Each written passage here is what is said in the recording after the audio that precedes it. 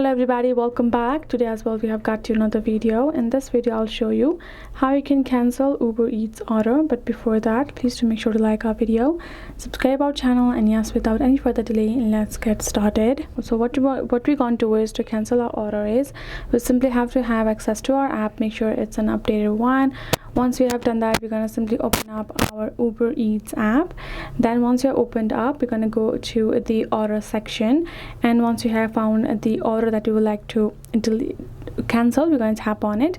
Then afterwards we have to add in the option of manage order, and then we have to simply tap on cancel order. We simply have to again confirm the cancellation, and then that is basically it. If the order has been proceeded already, and then if you don't see the cancel order option, that means you cannot cancel anymore. You can choose to get refund afterwards if you find something wrong with it, but you cannot cancel. So make sure it's still in the process, and you can see the cancel option right over there to cancel it. So that's what you have to make sure of, and that is how you will be able to do so. So hope this video helped. Thank you so much for watching. I'll see you guys in our next video.